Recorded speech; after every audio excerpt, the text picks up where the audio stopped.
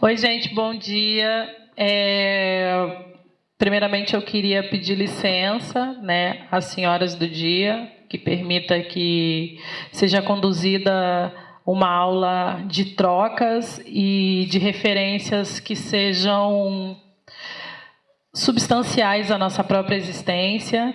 Quero pedir bênção ao meu mais velho, que está dividindo a mesa comigo, pedir bênção aos meus mais velhos que estão assistindo, dar bênção aos meus mais novos, pedir para que a comunicação seja feita a partir de um princípio da nossa ancestralidade.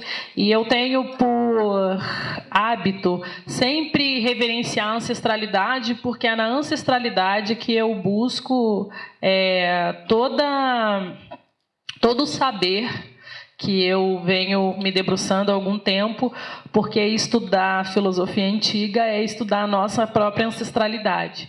Então, quando a gente se aventura a falar dos ancestrais, nada mais legítimo do que evocá-los, né?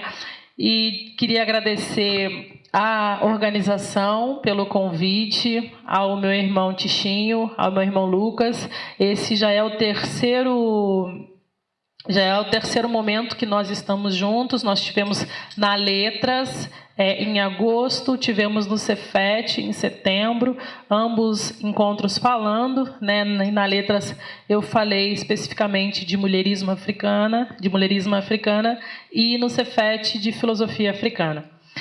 E aí hoje eu separei algo que eu acredito que seja interessante para que possa ser repassado a vocês. O professor Renato ontem me comunicou que ele não poderia vir, ele teve um problema de ordem pessoal, então eu dei uma repaginada no que eu ia apresentar e peguei um pouco do que ele também pretendia falar, uma vez que a gente está há algum tempo trabalhando com o mesmo movimento epistemológico. No entanto, o professor Renato, há algum tempo, vem se debruçando com a questão de infância, como ele mesmo diz, porque é extremamente importante a gente pensar a infância. E aí ele brinca que ele diz, não, agora esse legado aí de filosofia africana, tu que vai dar conta, eu vou. Então, eu espero que a ancestralidade me dê muita sabedoria para conduzir junto com vocês. Bom, meu nome é Catiúcia, né? Eu sou formada em filosofia pela FRJ, sou mestre em filosofia e estou no doutorado no IFIX em filosofia. Estudo especificamente filosofia africana, mais em específico filosofia quemética, desde a graduação. Durante a graduação eu tive um processo de abandono da graduação mesmo, porque a graduação foi um processo bem dolorido para mim, porque eu fiquei 4 anos dentro de uma instituição estudando uma epistemologia que negava totalmente a minha subjetividade, negava totalmente a minha existência. E aí eu não conseguia entender por que aquilo não me afetava. Eu não conseguia entender por que aquilo não tinha nenhum tipo de sensibilidade, ao ponto de eu questionar se eu realmente era filósofa, né? Já que dentro daqueles moldes que estavam sendo apresentados por aquelas narrativas epistêmicas, eu não conseguia ter nenhum tipo de proximidade, nenhum tipo de afeto, né? Uma vez que nós... E aí eu fui lendo e lia muita coisa, e eu lembro que eu tinha colegas de sala de aula que passavam em sala de aula e ficavam numa masturbação mental. Aquilo causava algo que era extremamente importante, que de fato era, né? Que de fato é muito importante, mas aquilo não me atravessava. E aí um dia, eu sentada lendo um livro vendo um livro de imagens de orixás e tal, eu vi uma imagem de Xangô segurando um oxê, o machado de Xangô, e aí do lado tinha uma fotinho de Zeus.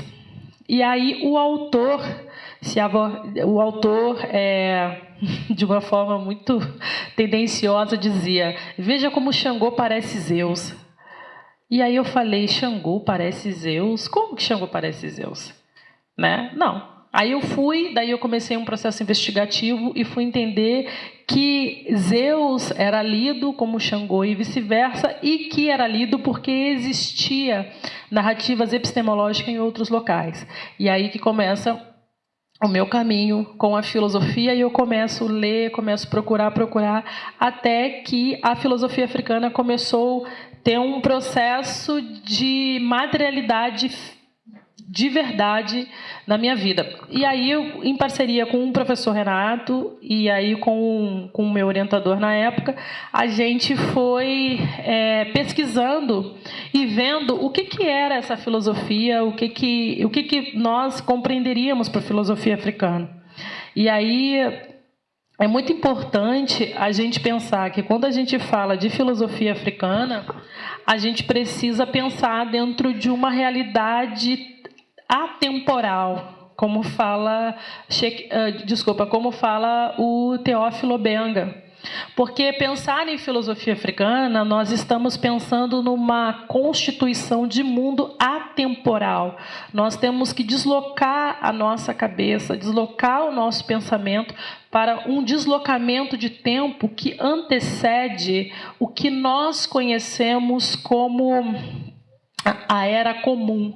O que é a Era Comum? A Era Comum é o que nos é passado dentro das epistemologias vigentes. A Era Comum nos apresenta o Ocidente como primazia do conhecimento. A Era Comum nos apresenta o Ocidente como um princípio embrionário do mundo. Só que esse princípio embrionário do mundo, que o Ocidente data, já existia muito antes do próprio Ocidente se configurar como Ocidente. Então, quando nós falamos em filosofia africana, especialmente em filosofia quemética, a gente está falando de uma filosofia que nasce às margens do Rio Nilo. A gente está falando de uma filosofia que antecede a Era Comum. Então, a gente está falando de uma filosofia egípcia. E aí, começando a pensar e investigar sobre os conhecimentos dessa filosofia quemética, nós chegamos à conclusão que existia ensinamentos, existiam formas de bem viver que dialogavam única e exclusivamente com a questão existencial. Então, isso era filosofia.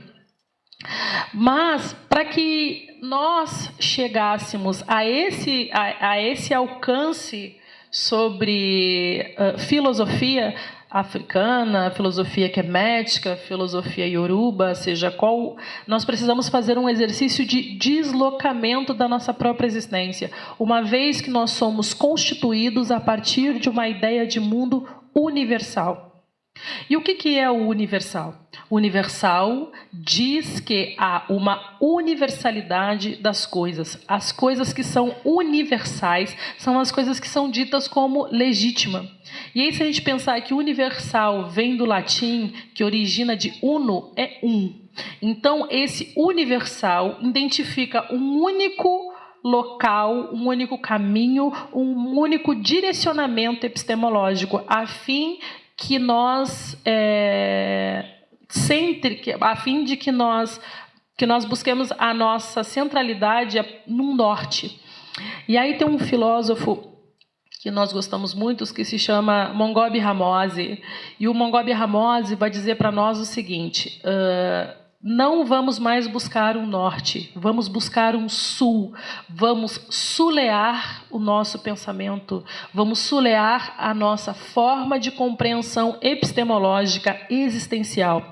E o que é sulear? Sulear é justamente fazer o caminho contrário, né? Nós somos direcionados para um norte.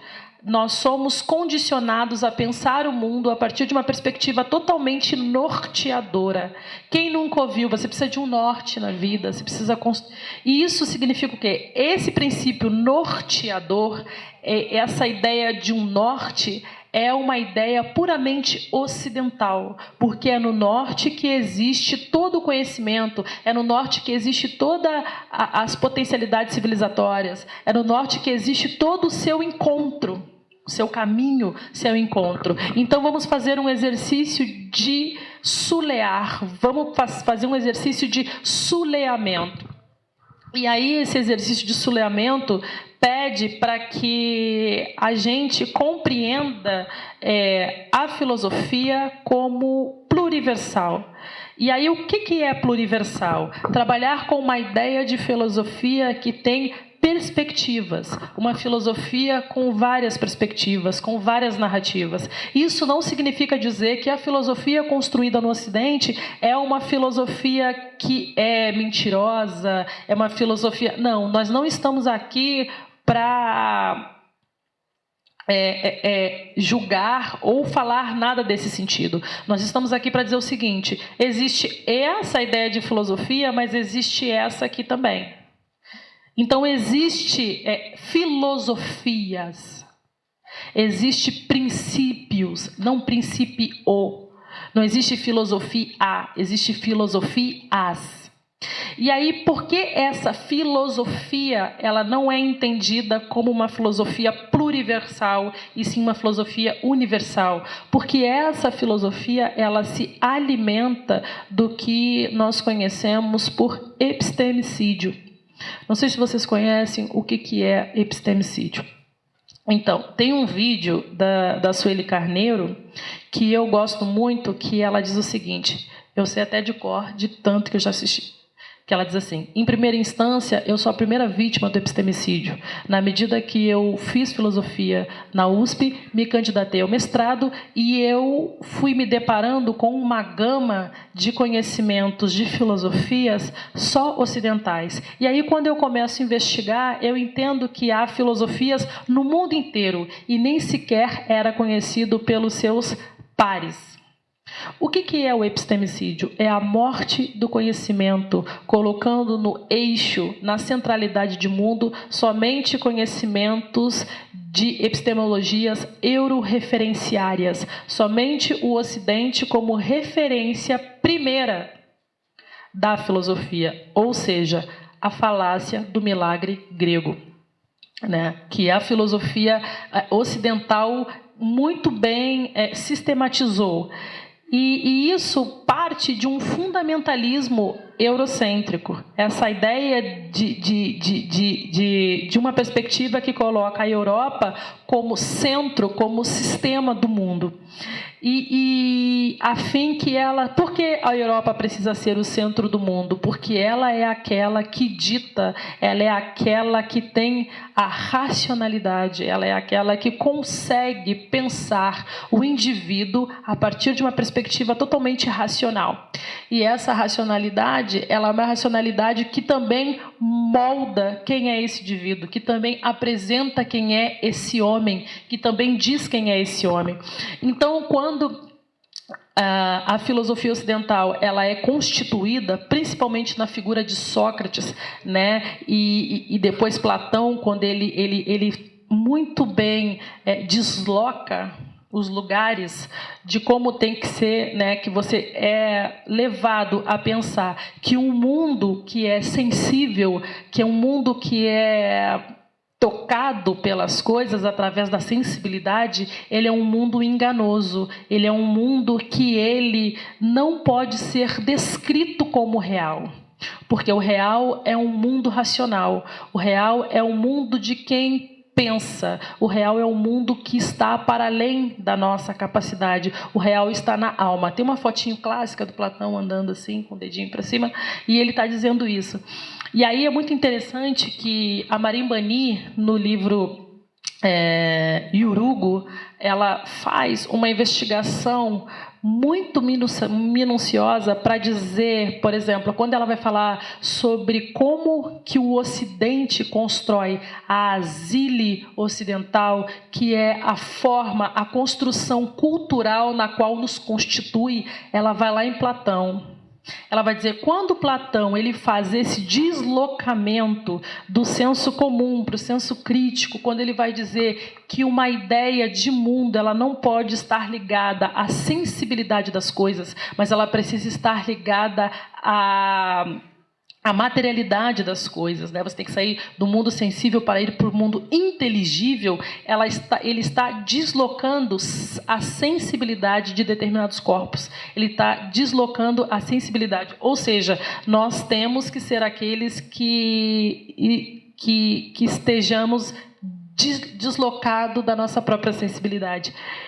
E isso faz com que a racionalidade seja a única forma de entendimento da vida. Então, para nós nos constituirmos enquanto seres, nós precisamos nos constituir enquanto seres racionais. Só que essa constituição de seres racionais, ela tem um princípio muito forte na colonialidade, porque nos sistemas coloniais, né, e aí o Mongobe Ramos ele fala isso, o que a colonialidade fez, o que o movimento colonial fez? Ele destitui, ele determina, ele mostra quem é o ser que é possível de ter essa racionalidade. E aí ele desumaniza determinados povos e humaniza outros povos. E aí qual é o povo que ele desumaniza? Qual é o povo que está deslocado do ser racional e é somente o povo alocado no ser sensível? É o povo africano.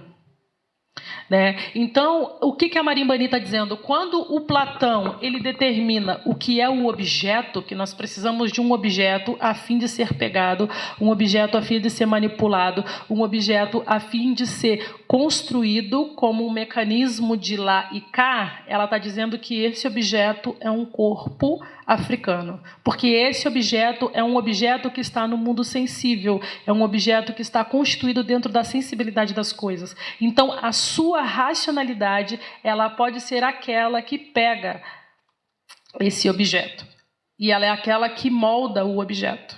Então, ela vai dizer o seguinte, temos que revisitar o Platão para entender que não nasce, com essa filosofia, não nasce somente a ideia racional de mundo, nasce também um modelo de homem.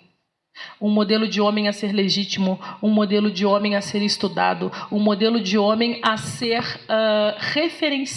referenciado para o mundo. Então, o epistemicídio, o que ele faz? Ele se avora disso tudo, né? Ele usa dessas informações e aí ele negligencia conhecimentos de povos que não são humanos. Os africanos não são vistos como humanos, porque o epistemicídio ele não nega a existência dessa humanidade, ele só invisibiliza, ele só neutraliza, e aí ele coloca um centro, e esse centro é a Europa. Então, quando nós vamos pensar sobre a descentralidade, sair deste eixo, descentralizar mesmo, aí nós temos que colocar nas nossas narrativas a pluriversalidade. E a pluriversalidade é algo extremamente legítimo, se a gente for pensar dentro da realidade atual, por exemplo. Nós não temos um modelo de mulher, por exemplo. Nós temos modelos de mulheres, até mesmo entre as mulheres pretas, há modelos de mulheres. Nós não temos um modelo de homem, nós temos modelos de homens. Nós não temos um modelo de família, nós temos modelos de família. Nós não temos um modelo de relação afetiva, nós temos modelos de relações afetivas. E essa discussão da pluriversalidade, ela nos dá um leque de opções a refletir qual é o modelo existente, qual é o modelo vigente? É o modelo ocidental. E o modelo ocidental, ele universaliza esse modelo. Ele vai dizer que somente há um modelo: homem, alto, branco, longilíneo, hétero. Esse é o modelo de o ser que é racional. Então, esse modelo ele não se adequa a nada. E aí esse modelo acaba por estar num lugar de primazia que nega os outros modelos. E aí o colonialismo, né? O epistemicídio devido à colonização, o que ele faz? Ele muda a nossa cognição. Nós passamos por um processo de colonialismo cognitivo. Nós somos construídos, levados a pensar num lugar, e aí entra o Fanon, né, que o Fanon vai dizer que nós somos colonizados. E aí o epistemicídio, ele é aquele que tangencia a colonização, porque ele constrói no nosso imaginário que nós somos colonizados e que nós não temos nenhum tipo de narrativa que não seja a narrativa da subalternidade. E como ele é o assassinato, o silenciamento de epistemologias e de bases cognitivas, a gente só entende a Europa como matriz existencial. E aí, o que nós precisamos compreender a fim que a gente chegue nessa compreensão de mundo? Porque quando eu for apresentar para vocês qual é o sentido da vida, eu vou apresentar para vocês uma outra perspectiva de mundo. E para que vocês entendam essa perspectiva de mundo, vocês precisam fazer esse deslocamento. Vocês precisam suspender o juízo. É a única frase ocidental que eu uso, que eu acho que é muito, muito válida, né? Nós precisamos suspender o nosso juízo a fim de eliminar a ideia de mundo eurocêntrico. Joga o eurocêntrico para algum lugar, suspenda essa ideia e comece a pensar a partir de uma perspectiva puramente africana, puramente da busca da sua agência. O que é agência? Agência é um conceito defendido pelo Molefi Ketchachante na afrocentricidade. E o que a afrocentricidade vai nos dizer? Nós devemos ter o compromisso de buscar em África as nossas referências. E aí, o Cheikh Anta Diop, ele vai dizer o seguinte: a gente não tem que fazer essa investigação, a gente não tem que fazer essa leitura só por algo extremamente curioso, né? A gente não, vamos lá, nossa, que maravilha, eu estou lendo aqui, estou vendo que a gente realmente tem isso. Isso é muito bom, só que não, isso é insuficiente. Nós temos que estudar isso a fim de construir a nossa própria ontologia, a fim de construir a nossa própria perspectiva de mundo, porque nós somos constituídos dentro de uma ontologia totalmente ocidental. E aí o Molefi Ketchachante, na afrocentricidade, ele vai dizer que os africanos precisam construir uma ideia de mundo que a África seja o centro. A África seja a nossa localidade, a África seja aquele lugar na qual partiremos para qualquer tipo de movimentação de mundo, porque nós somos seres africanos deslocados do nosso local de origem por conta de um sequestro histórico, só que nós saímos de lá apenas geograficamente, mas existencialmente nós somos seres africanos. Embora neste momento nós tenhamos renascido nesse Ocidente tão louco que nos colocou num estado de maafa, né? O que é maafa? Maafa, para chegar próximo, é como se fosse um holocausto negro, é como se fosse uma ideia de não pertencimento, como se fosse me fugiu a palavra agora. Vai voltar. Enfim. Então, e qual é o papel da filosofia? O que é filosofia? Né? Se eu perguntar para vocês o que é filosofia, vocês vão dizer várias coisas. Todas as coisas dentro do que a gente conhece de filosofia ocidental. A filosofia é a nossa capacidade de reflexão de si para o outro a partir do mundo. Nesse sentido, a filosofia ela é dada a todo ser que pensa. Todo ser que pensa constrói pensamento filosófico. Todas as manhãs nós perguntamos: vai chover? Não vai chover? Como eu vou? Como eu não vou? Eu acordo? Eu não estou bem? Um mar de perguntas que são perguntas especulativas, reflexivas, interrogativas. Então, são filosofia. Esse modelo de filosofia pautado numa ideia cartesiana, ele não existe. Ele é um modelo de filosofia a fim de determinar quem pode pensar filosofia. E aí, o Teófilo Benga tem uma frase que eu acho fantástico. A filosofia nasce com pessoas. Todo ser que produz conhecimento é um ser que produz filosofia. Nesse sentido, a filosofia nasceu em tempos imemoráveis. E eu acho isso fantástico, porque a filosofia não nasceu na Grécia, a filosofia não nasceu na África, a filosofia nasceu com pessoas. No entanto, nós estamos falando de pensamentos filosóficos que datam de, gravem bem esse número, 2.780 anos antes da Era Comum. 2.780 anos antes da Era Comum, que é o primeiro papiro que existiu que fala de ensinamentos, que é o papiro de Ptah Hotep, que já falava como é a ordem e a moral ética do mundo a partir de uma perspectiva de Ma'at, porque a filosofia quemética ela está totalmente ligada a uma ideia de cosmologia, diferente da filosofia ocidental, que está ligada a uma ideia de cosmogonia. Nós somos um princípio cosmológico, nós estamos eternamente ligados à nossa ancestralidade, porque é ela que nos constitui. Então, muito antes do Tales de Mileto sentar lá no rio e falar o curso da água, aquele curso da água, ele está falando de vida. Ele está falando de uma água que Ptah Hotep já fala às margens do rio Nilo. Só para vocês terem um exemplo, o Platão estudou 24 anos com Ptah Hotep no Egito, nas escolas dos escribas. Os escribas, as escolas de escribas eram as escolas queméticas, nas quais era uma escola geracional, entre pais, filhos, a fim de passar conhecimento e ensinamento para como se constitui enquanto ser. Então, o Platão... E aí ele estudou lá 24 anos. Por exemplo, tem um livro chamado O Legado Roubado. E aí no Legado Roubado, o que o autor vai dizer? Que o Sócrates ele foi assassinado porque ele vem do Egito com esses conhecimentos que aquelas pessoas ali não conheciam. Então ele era dito como um subversivo. Ele está dizendo, nossa, onde é que você está tirando isso? Então ele é assassinado por isso. Mas na verdade ele está trazendo um conhecimento que é um conhecimento que ele aprende no Egito. Né?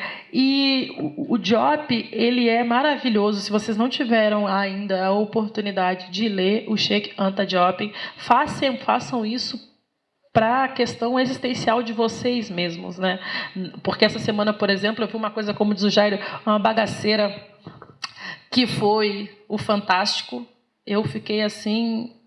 os faraós negros, eu queria quebrar a televisão, mas aí depois não quebrei a televisão foi muito caro, obviamente, né? A mulher preta, de bolsa, sabe como é que é, né? Mas aí eu vi, e assim, a gente tem que entender como que é a leitura subliminar racista do epistemicídio. Uma mulher branca, alva, com uma voz falando assim, por que os egípcios, os faraós negros, à base do rio Nilo, e sentada numa pedra toda de branco, era um cenário todo branco, e querendo mostrar uma ideia de mundo que não existe, não existia branquitude em Kemet. Aceitem isso. Dói, eu sei que dói. Vocês derivam do Homo sapiens, a gente deriva de Ma'at, de Sol, de Ra, de Isis, de Osíris, de Ankh. Então, essa coisa de... Sabe, aí eu fiquei olhando aquilo e falei, meu Deus, mas sabe o que mais me deixa assustada? É porque, graças à ancestralidade, eu consigo ver que há um discurso tendencioso e racista ali. Mas será que a grande maioria das pessoas que assistem aquilo ali, porque muitas pessoas da minha família me mandaram mensagem, olha, da minha família me chamam de Cucuta, né? Cucuta, olha, tu viu, eles estão falando do Egito, e não sei o quê, feliz porque eles estavam falando de Egito. Eu falei, esquece essa bagaceira, meu Deus do céu. Aí eu fiquei muito feliz que uma tia minha lá postou, como eu faço para ler o Diop? Ela escreveu. Eu fiquei emocionada, eu falei, você quer ler? Claro, tu falou, eu falei o Diop. Eu falei, então, eu vou te dar de Natal um livro do Diop. Para você ler o Diop. Se você não entender, você lê devagar, lê, relê, não tem como não entender. Só ele está falando com a tua ancestralidade, ele está falando com a tua essência. Ela é... Eu falei, não assiste mais o Fantástico, pelo amor de Deus. Não assiste mais o Fantástico, não assiste. Porque isso assim, é um movimento de destroçamento da nossa própria subjetividade. Porque é fazer a gente entender que, nossa, que legal, nós estávamos ali. Aí amanhã ou depois aparece uma ideia de um mundo, né? Porque quando ela fala faraós negros, dá a entender que existia faraós não negros, né? Não tinha isso, querida. Desculpa, a sua ancestralidade é outra. E aí, para a gente finalizar, para eu entrar nessa parte que eu gosto muito, essa apresentação aqui que eu fiz, gente, eu vou confessar uma coisa para vocês, que a gente está tudo em família. Eu tenho pânico de PowerPoint. Eu estou falando devagar porque eu estou olhando aqui um PowerPoint aqui, um PowerPoint aqui. Eu gosto de uma constituição de fala a partir de um espiral que é Exu. Eu gosto de falar. Vem aqui, fala, porque Exu é o movimento, e aí o movimento das coisas vão acontecendo. Essa coisa presa, engessada, cartesiana, passa uma foto e tal. Então, se eu gaguejar alguma coisa, vocês... Exato, isso aí. Suspenda o juízo, né? Joga para lá. Mas eu trouxe para vocês um filósofo que é Amenhotep. O Amenhotep, ele é um filósofo que ele é de 1300 antes da Era Comum, e ele era um escriba. O que era um escriba? Ele era um filósofo. E aí ele tem um livro de ensinamentos que se chama Os Ensinamentos para a Vida, de entender, o Ashanti fala que ele é o ser a ser entendido a todo tempo, respeitar o movimento do tempo. Né? E esse é Amenhotep. E o Amenhotep tem 30 capítulos que ele dá ensinamentos de como a gente deve estar e viver no mundo a fim de estar bem consigo, equilibrado no seu coração, a fim de buscar o que ele chama de serenidade, que é a ética da serenidade. E o Amenhotep, ele usa um conceito de filosofia que se chama Gerumá, que é o homem silencioso, a fim de não ser destituído pela sua inflamação. A resposta da tua subjetividade, a resposta da sua vida está dentro do seu próprio equilíbrio. E só para a gente finalizar, antes que a gente entre no Amenhotep, então, o que nós precisamos para compreender o Amenhotep é isso, é sair dessa ideia de mundo puramente universal, né? Porque esse universal, eles são ditos como um pensamento primário, e esse pensamento primário, ele serve a fim de constituir a nossa inferioridade. E aí, assim, os filósofos ocidentais, eles deram conta de reproduzir essa inferioridade das populações africanas. Por exemplo, quando a gente vai falar de ética, e por que a gente se refere a Amenhotep? Porque quando nós nos referimos à ética e nos referimos a um princípio kantiano, se alguém aqui é kantiano, me desculpe, mas eu vou ter que trabalhar com a frustração de vocês, o Kant era extremamente racista. Eu vou ler um pedacinho do Kant aqui para vocês verem. Até um aluno meu falou que isso era mentira, mas depois eu achei lá para mostrar para ele. Que o Kant vai dizer: os negros da África não possuem por natureza nenhum sentimento que eleve acima do ridículo. O Sr. Hume desafia qualquer um a citar um único exemplo em que um negro tenha mostrado talentos e afirma: dentre os milhões de pretos que foram deportados de seu país, não obstante muitos deles terem sido postos em liberdade, não se encontrou um único sequer que apresentasse algo grandioso na arte, na ciência ou em qualquer outra aptidão. Já entre os brancos, constantemente arrogam-se aqueles que, saídos da plebe mais baixa, adquirem no mundo certo prestígio, que força de dons excelentes. Tão essencial é a diferença entre essas duas raças humanas que parece ser tão grande em relação às capacidades mentais, as diferenças de... Desculpa, peraí. Tá pequenininho aí, eu me confundi. Peraí. Aqui. Tão essencial é a diferença entre essas duas raças humanas que parece ser tão grande em relação às capacidades mentais quanto às diferenças de cores. A religião do fetiche, tão difundida entre eles, talvez seja uma espécie de idolatria que se aprofunda tanto tanto no ridículo quanto parece possível à natureza humana. A pluma de um pássaro, o chifre de uma vaca, uma concha ou qualquer outra coisa ordinária, tão logo seja consagrado por algumas palavras, tornam-se objeto de adoração e invocação nos esconjuros. Os negros são muito vaidosos, mas à sua própria maneira, e tão matrequeiros que se deve dispersá-los à paulada. Esse é um texto que o Kant escreveu numa revista de filosofia, a fim que ele, junto com outros pensadores de filosofia, começam a perceber o que é os negros. Então, essa forma de percepção de mundo do que é os negros é uma forma de percepção de mundo totalmente alimentada pelo próprio epistemicídio. Tem outros vários aqui que depois eu posso passar para vocês, o Hegel, o Hume, o Comte e tantos outros.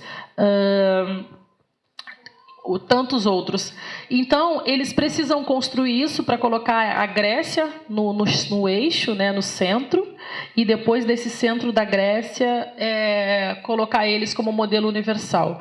Pois bem, já que constatamos que a filosofia ela é alimentada pelo racismo, que ela é aquela que potencializa o racismo, ela é aquela que percebe a filosofia como um princípio universal, e aí, como nos apresenta uma possibilidade de uma filosofia pluriversal, a gente volta à nossa própria história para saber o que é filosofia. E aí existe um termo chamado, no Egito Antigo, que se chama Requete. Não sei se vocês já ouviram falar. Então, Requete origina da palavra Seba, que vem de sábio, que estava no túmulo de Antete.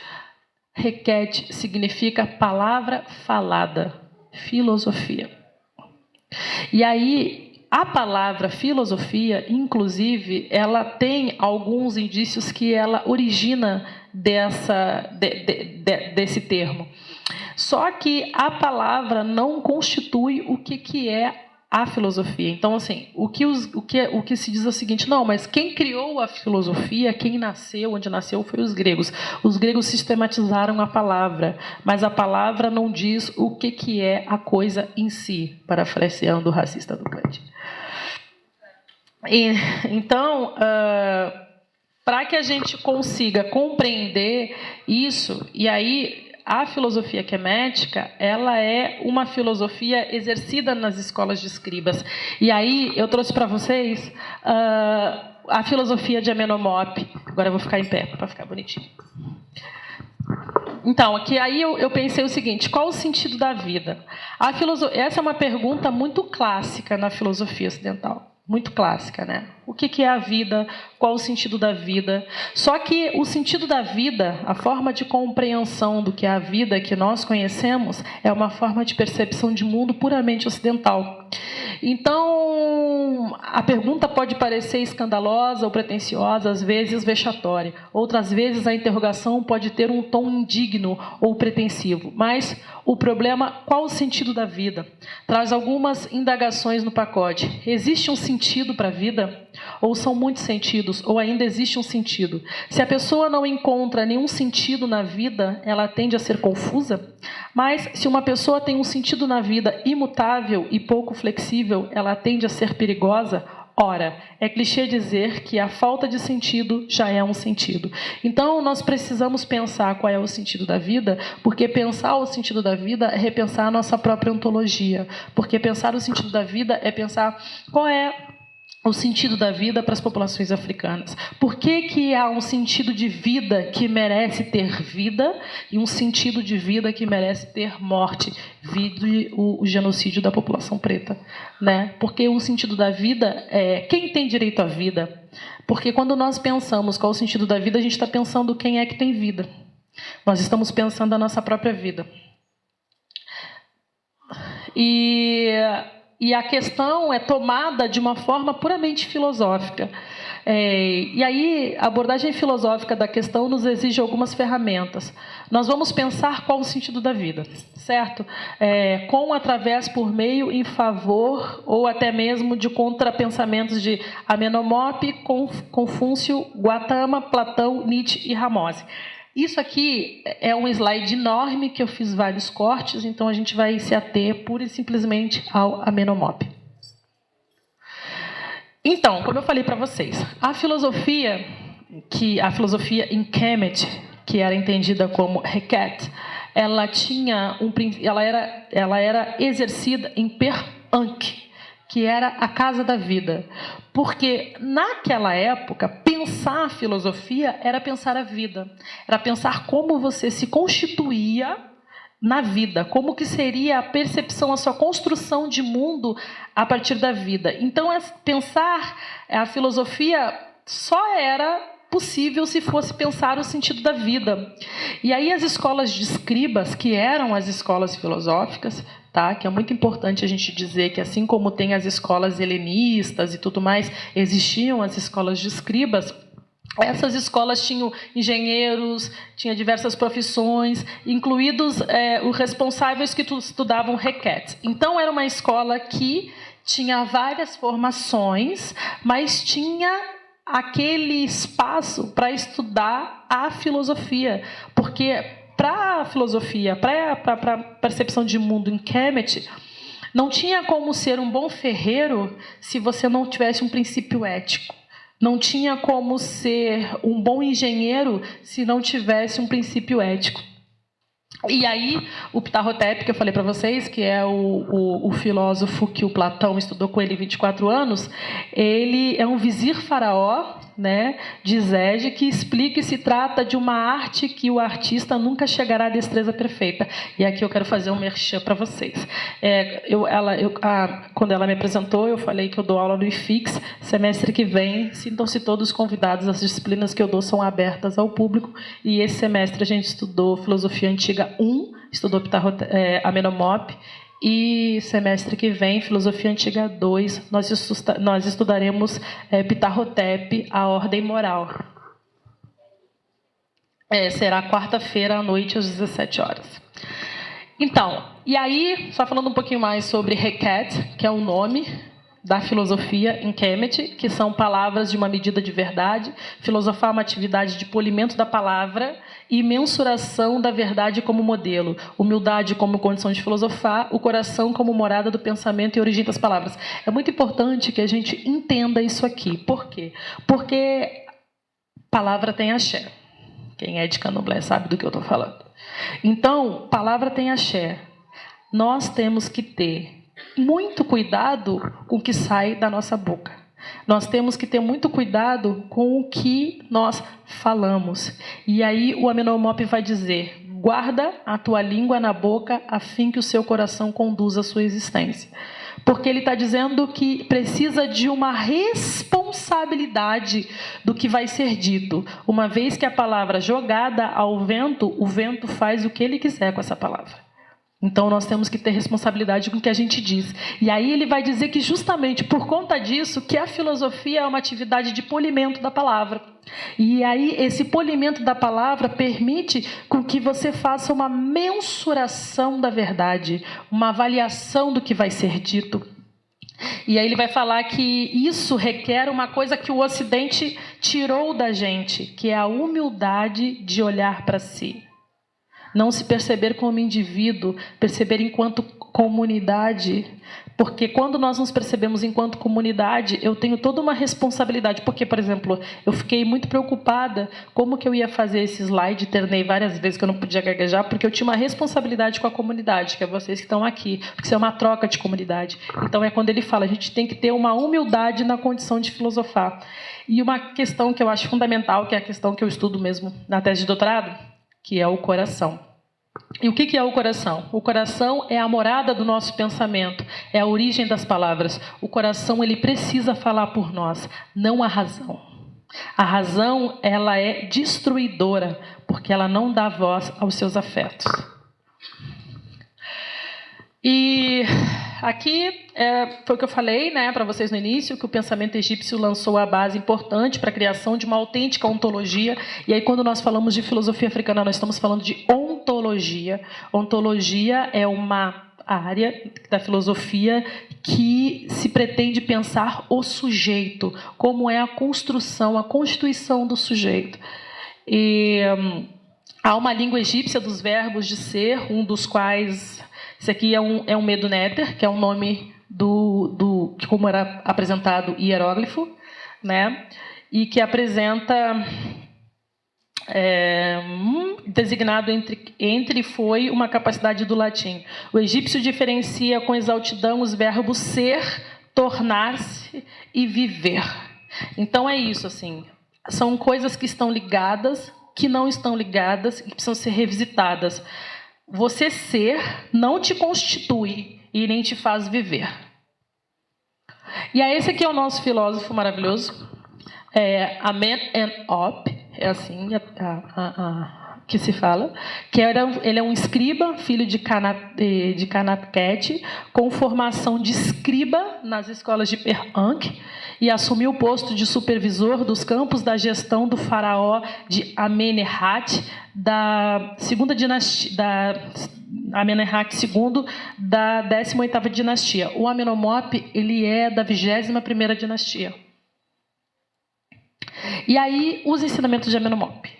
Amenhotep apresenta uma primorosa estruturação da obra que divide em 30 capítulos uma invocação sem precedentes. Como um bom egípcio, não podia ignorar os antecessores. Inspirou-se em materiais de tradição, mas acabou por atingir invejável inovação. Ler a abertura de ópera, que é o prólogo, enunciado os temas a desenvolver no corpo da ilustração. Ih, arrasou. Nem eu sabia que tinha botado isso. Gente, eu queria fazer como é que é o nome daqui? Um preze, mas ficou tão ruim que eu fiz assim mesmo. Eu acho bonito aquele negócio que vem, vai, mas não deu. Metodologia e critério na filosofia de Amenhotep. Bom, a metodologia de Amenhotep é uma metodologia que nos causa um pouco... Quanto tempo eu tenho que eu estou falando um monte? 5 minutos? Vamos rápido, então. A questão metodológica de critério e avaliação da filosofia são a barca e a balança. Eu vou correr para vocês entenderem. A barca, ali é o Medu Neter, que a gente identifica, né? E significa um DPT, que é como ele é escrito. E a barca pede para que você... circunscreve as ideias de experimentar, degustar e testar. A barca é o seu lugar de deslocamento. É onde você vai entrar para fazer esse deslocamento. A barca carrega a ideia que a travessia é uma experimentação. Então, a gente tem que atravessar um percurso da vida. A gente precisa estar dentro dessa barca para pensar como vai fazer esse deslocamento. Essa barca é olhar para si. E a barca, ela é essa arte de ensinar, essa arte de reflexão. E aí ele diz, né? Não impeça que as pessoas atravessem o rio se tens cabines na tua barca. Quando derem um remo em meio às águas profundas, estende-se teus braços a pegá-la. Toma a passagem de quem é rico e deixa passar quem é pobre. Então ele está falando que você precisa fazer um exercício de como que é entrar nessa barca, como que se busca os elementos a fim de buscar essa barca. Ele está falando tudo isso, ele está falando de um silenciamento, de um voltar para si. E aí ele vai dizer que a barca é a experimentação do discernimento, o silêncio a fim de buscar o seu próprio discernir, né? E a barca como percurso que atravessa o rio das dúvidas. Então você precisa estar sempre fazendo um exercício. Ele atenta muito à coisa do homem inflamado. A gente tem que ter muito cuidado com o homem inflamado, porque a inflamação do sujeito, ela pode fazer com que a sua barca afunde. E a barca é um caminho de discernir sobre si. É um processo de autorreflexão, né? Olhar para dentro de si. E aí ele vai falar o seguinte: essa barca ela é medida por uma balança. E aí, muito rapidamente, a palavra ma, que é de Jerumá, né, vem do termo ma'at, que significa certeza, ordem e balança. Para uma incursão a respeito da balança, como quesito filosófico na tradição egípcia, precisamos tratar de ma'at. A palavra balança, ma, está intimamente ligada ao nome da deusa. Ma'at, representada como uma mulher preta, negra, segurando o símbolo de Ankh numa das mãos e um cetro na outra. Ela usa a pena de avestruz como coroa. E aí a influência, e isso eu vou passar rapidinho, mas depois, assim, por exemplo, tem textos do Platão que a gente vê tem até um texto do Obenga que fala a influência do Egito nas obras de Platão, que ele vai mostrando como cada conceito que o Platão, até mesmo a ideia de caverna distorcida, ela é uma ideia totalmente dentro das filosofias queméticas, né? Aí a passagem do Platão que fala que é em Fedro. Pode passar. Então, os escribas, eles vêm através de uma narrativa de Tote, né? E aqui, volta um pouquinho. O coração na balança da escriba. Então, a balança é como a gente vai equilibrar essa passagem. A balança é como a gente vai perceber essa ideia. Então, a balança de Maat, que é o equilíbrio, a todo momento, quando Amenhotep vai apresentando nesses 30 capítulos, ele revisita Maat o tempo todo. E ele vai dizer que essas palavras que precisam ser revisitadas através de Maat e Tote é responsável por notificar, registrar, e aí está no papiro, ele vai falar dos pesos do coração. E qual o sentido do coração, que depois a gente vai ver como coração consciência.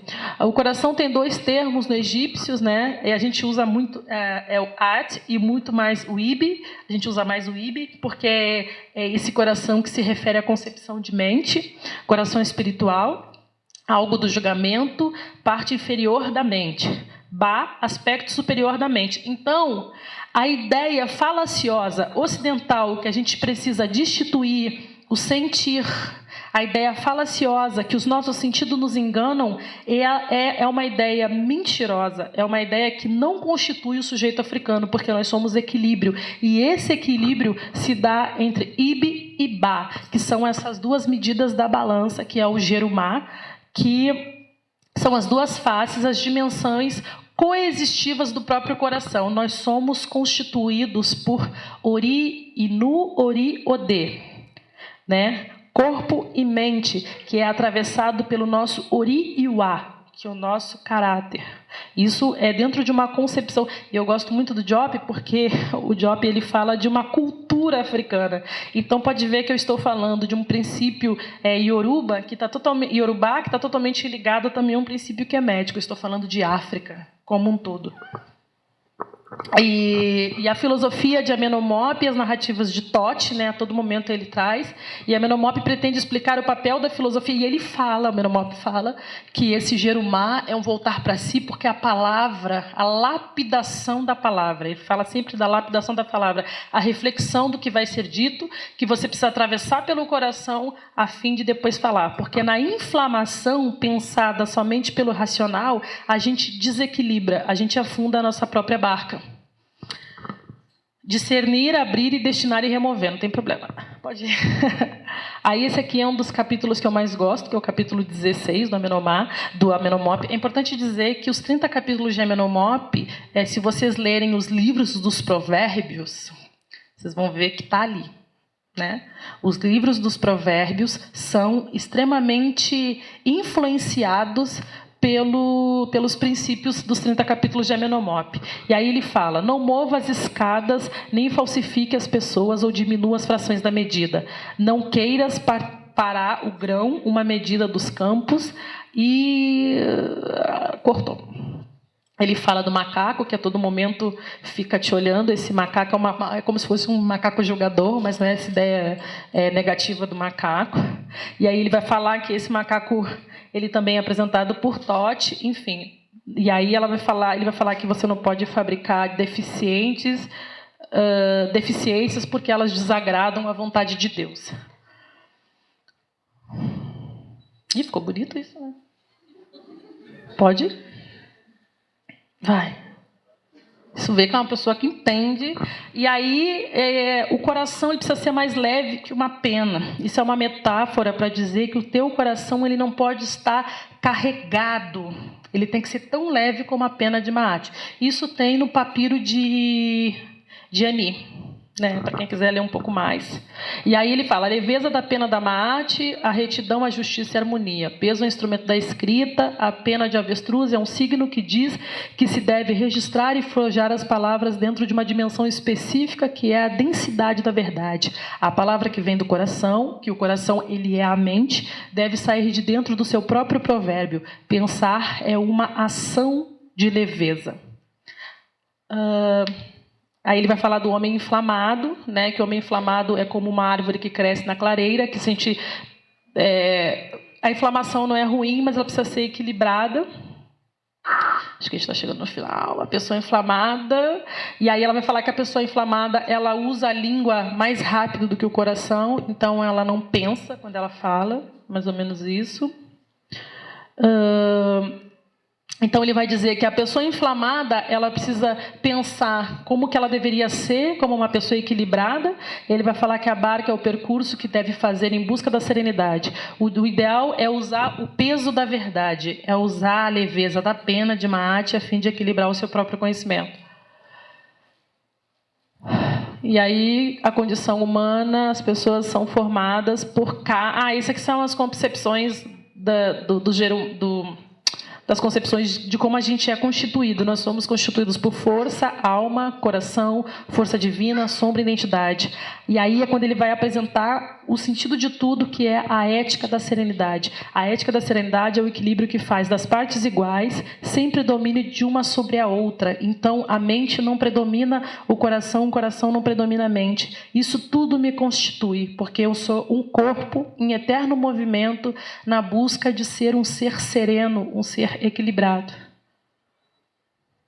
E aí o Jerumá, né, que é a pessoa silenciosa que volta para dentro de si, a pessoa que... A gente tem agora um laboratório de pesquisa no IFIX de filosofia africana que se chama Jerumá, e aí é justamente para que a gente esteja sempre nesse processo de reflexão do que é a nossa própria filosofia. Todos nós temos um processo de Jerumá. Esse aqui é o Tribunal de Osíris, que aparece no papiro de Ani, para vocês entenderem um pouco qual é a menção, que depois, se vocês quiserem, eu posso mandar para vocês esse... Posso? Porque está correndo, né? Estou correndo que já deu meu tempo. Pode ir. E aí, para a gente finalizar, por que eu perguntei qual é o sentido da vida? Porque a concepção de vida para a Menomop tinha a sólida formação de escriba, né? Ele era um escriba de formação, porque se nascia escriba, de uma vez que isso era geracional, passava de pais para filho. E a Menomop tinha a sólida formação de escriba, aprendeu toda a tradição filosófica em Per Anki, onde aprendeu o conteúdo do livro do Vir à Luz do Dia, que erradamente foi traduzido aqui para nós como Livro dos Mortos. Né? Não é Livro dos Mortos, é Livro do Vir à Luz do Dia. Dentro de um sistema espiritual que é mético, a vida humana possui 5 elementos: Ka, força; Ba, alma; Ip, coração; Ank, força; Sheut, sombra; e Ren, identidade. E a concepção da vida nos ensinamentos de Menomop encontra uma analogia nessa barca, nesse rio. A constituição da vida se dá pela vida num eterno movimento de equilíbrio. E aí a questão primordial dessa apresentação é: qual é o sentido da vida? A Menomop não respondeu a essa indignação de modo sistemático, visto que não era seu escopo, mas podemos usar os elementos filosóficos do seu pensamento para analisar um tema. Uma das questões centrais da filosofia de Menomop é justamente a promoção da ética da serenidade. E aí, durante os percursos da nossa vida, o coração ele pode se tornar cólero devido às tempestades da travessia no barco ou na manter leve. Então, nós podemos a todo momento afetar o nosso coração de forma negativa por conta de todas as instabilidades inconstantes dessa vida, e a articulação da filosofia da ética da serenidade para tratarmos o problema do sentido da vida não está no alvo, mas é um ponto de chegada. Não é um ponto de chegada, mas é uma partida. É pensar de como nós vamos construir a nossa vida a partir desse voltar para si. E isso muda totalmente a forma como a gente constitui a nossa própria vida. O problema ético fundamental está no percurso, né? Então a gente sempre tem que entender que a gente precisa estar nesse equilíbrio entre barca, esse movimento, como ele se experimenta, né? E como é essa travessia. O problema está em não deixar se inflamar pelas travessias. A travessia irrompe com fogo na palha, assim é o homem inflamado na sua honra. A fala inflamada é o artefato de palavras sem raízes no silêncio e faz da pessoa que as emite barqueiro de palavras enganosas. E para Menomop, o alvo da vida é uma pessoa que deve alcançar a condição de Jerumá, que é verdadeiramente serena. Com efeito, o sentido da vida não estaria em atingir um porto, um objetivo ou fazer um determinado percurso, mas como se relacionar consigo durante a própria travessia. E elementos para que a gente faça uma concepção de mundo, de como é essa vida, vida como um barco em travessia pelo rio, coração entendido como uma companhia de si. Então, essa ideia de que a gente tem que pensar só racionalmente, ela precisa ser destituída, ela é uma ideia que foi criada a fim de nos individualizar e a fim de nos colocar num lugar de inferioridade humana. O silêncio, sempre voltar para si como uma condição de possibilidade de silêncio, e a serenidade como prática a ser prescrita. E da vida como navegação já falei, pode ir indo. E aqui é o coração, só como ele é balançado, gente, eu fiz uma coisa enorme. Pode ir indo. O coração, quero só chegar. O coração, a vida como um barco, que eu já falei para vocês. E eu acho que...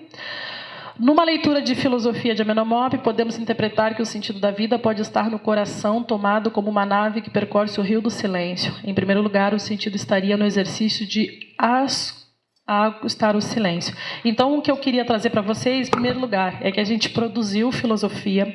Em segundo lugar, que a filosofia nasceu em Kemet. E que, em terceiro lugar, nós somos constituídos por um todo, por um corpo como um todo. E aí, quando nós começamos a pensar dentro dessa perspectiva do que é a filosofia, do que é a nossa constituição enquanto ser, a gente molda um novo modelo de ser.